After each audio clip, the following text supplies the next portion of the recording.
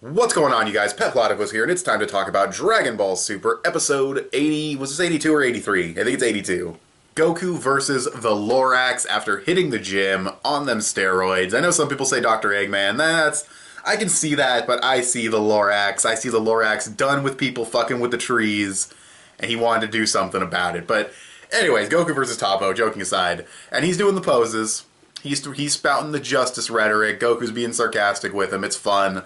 Even Gohan thinks it's cool that he's doing the poses, which I thought was a nice little bit of dialogue they didn't have to throw in for Gohan's character. I thought that was really cool. Also, Gohan getting excited was kind of interesting. Saying he's like, oh, I must have Saiyan blood because this is actually getting me excited.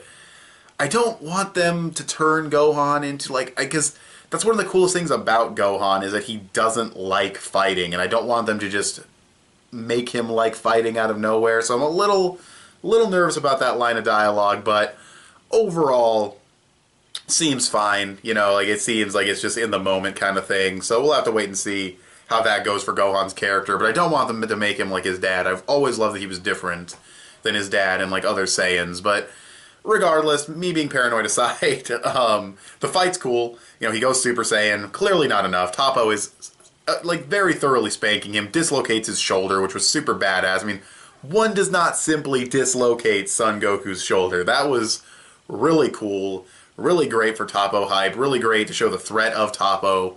Though he's a good guy, so I guess not, threat's kind of relative, but still, he puts in that work on Goku. He starts giving him the bear hug. Gohan's smiling. I've already seen the meme where Goku's smiling while Gohan's getting bear hugged by Cell. It's a funny meme, but I mean, the intention behind it is karma, because Goku's a bad dad, and I guess that is, if ever was there a time to make fun of Goku being a bad dad, it would be the Cell Games fight, because that is the only time Goku really was, like, really bad, and obviously there was repercussions for it, and he got called out for it, but yeah. So yeah, that was a funny little meme, but I don't think it's just karma. I think it's literally, in the show itself, it's just Gohan having confidence in his dad. I mean, he's not even Super Saiyan Blue yet. Speaking of which, before Topo has the chance to squeeze Goku so hard that he squeaks like Team 4-Star, he goes Super Saiyan Blue, breaks free, and this is where the fight gets epic. Still conservative animation. That's like the theme of this entire Zen exhibition match, is really good use of conservative animation. They're teleporting around, they're rapid punching, they're kicking, they're making craters in the ring, they're rapid punching in the center of the ring, there's wind and dust and effects everywhere, it's rotating around them, they're super fast. The animation kind of reminded me of the opening, where they're punching at each other so fast that they just start, like, blurring. They did that here, which is kind of interesting, because it's Goku versus Topo, not Goku versus who we can obviously assume is Jiren, because Jiren the Gray and stronger than Topo and Pride Trooper outfit and fighting Goku in the opening. So Jiren, that's what we're calling him now until proven otherwise. Imagine it be the Beerus looking guy. No, it's definitely going to be the alien dude, Jiren the Gray. Like he's motherfucking Gandalf from Lord of the Rings. What if his transformation is Jiren the White? That would be funny. Spoilers for Lord of the Rings, I guess. I don't know. There's like over a decade old movies and even older books, but fuck it. Okay, let's dial it back. Let's dial it, because I was getting like super sidetracked, talking super fast, saying dumb shit, Lord of the Rings and shit. So let's dial it back a bit. What else happened in this episode? The fight gets cut off. So, kind of, I want to say disappointing, because we'll see them fight again, or we'll see him fight Jiren in the final tournament. But the fact that he was so evenly matched with Goku, like, Goku did an instant transmission, this was badass, instant transmission Super Saiyan Blue Kamehameha. He stepped in, point blank, like right up in this dude's mustache, he hit him on the everything, and he just had like a little tear in the outfit, and he was like, oh man, my outfit, what the fuck, bro? So Topo's fucking strong, dude. Like, Super Saiyan Blue evenly matched with him. That's crazy. You know, this isn't like Goku Black where it's like, oh, it's fucking Goku, so of course they're kind of evenly matched, or he surpassed the regular Goku. This is just some other guy from another universe that's insanely powerful. So, really great hype for Topo. Really enjoyable fight. The animation wasn't perfect. There were stiff moments here and there, some weird artwork moments. But yeah, that seems to be the norm for Hiroyuki Itai episodes. I don't think he was the only supervisor, though his style was in both halves, actually. But there's never just one supervisor for Dragon Ball Super. But yeah, his style is fine. It's just, he gets, like, I've seen his episodes, and he always does, like, these really close together episodes. There's not enough time in between each episode that he does to really polish them. So, yeah, the art's a little weird in this one. I don't want to... this was at 82, and his last episode would have been... What would his last episode have been? 82, and then maybe 76? That's actually a pretty good amount of time for an episode. That's decent. But yeah, he's not given as much time as someone like Tate or Kurosawa, who might not be working for Dragon Ball Super anymore, which sucks. He was the supervisor for the Vegito episode. He was the supervisor for 57, supervisor for Vegeta versus Kaba, that episode. So he might not be working on Super anymore, which really sucks, because I didn't like his style. I didn't like how he put the ears high up and the way he angled the eyebrows, but his shading was incredibly awesome, and his animation and what he delivered as a supervisor. Naotoshi Shida has only worked under him as a supervisor, so that's... I think we're going to see more Shida. I'm not worried we're not going to see Shida, but does suck that we lost a really good supervisor, potentially, since he hasn't worked on the series since Goku versus Hit, the rematch. So, yeah, but that's total digression, talking about the production of the series and shit, but maybe you guys find it interesting, I don't know. But yeah, this was a really good episode. We get the wrapping up of the Zen exhibition match, officially, everyone actually went home. Some funny stuff between Goku and Beerus. Goku basically saying what I've been saying.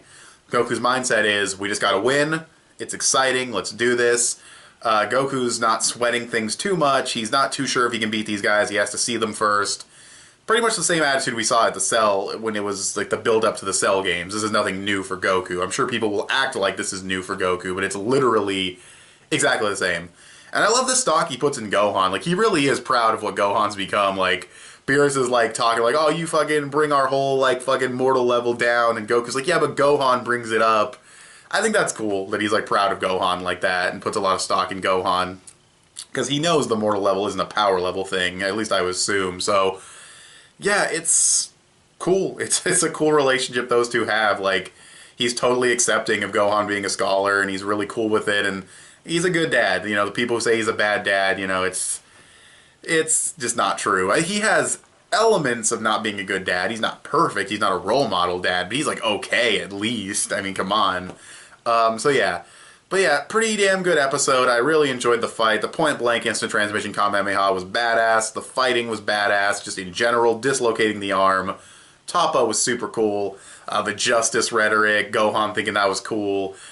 It's just a really fun episode. But that's pretty much it. Like I said, some inconsistent art here and there, but nothing too awful. They did a good job overall with this episode, animation-wise. Conservative, but really good. That's pretty much the moral lesson of this entire Zen exhibition match. And by the way, can we just say that the Zen exhibition match turned out fucking great?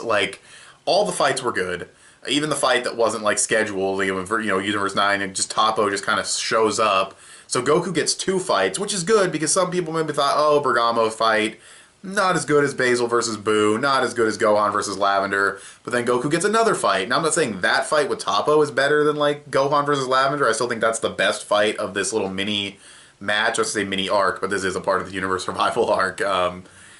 But giving Goku 2 matches, I think, is good. It makes up for, a lackluster fight with Bergamo, which it wasn't a lackluster fight necessarily, but it was an easy win for Goku. So giving him another fight, ending the little Zen exhibition match with a bang, with hype, got the rules of the tournament established, all of that stuff, introduced all the Gods of Destruction. Great. Just a great opening prologue to this arc. Just really fantastic. Toei, and the writers and everything, they have issues with explaining things properly. They have issues with plot holes here and there, but they're really good at just structuring the stories. They're really good at just, at a very basic face value level, they're really good at setting up these story arcs and pacing things. For the most part, there was some iffy pacing, obviously, early on, adapting the movies, but still. But yeah, they did a really good job here. Just fantastic. Almost no complaints with this Zen exhibition match. It's a great prologue. Now we're going to go into probably some non-action-y episodes, maybe some training episodes.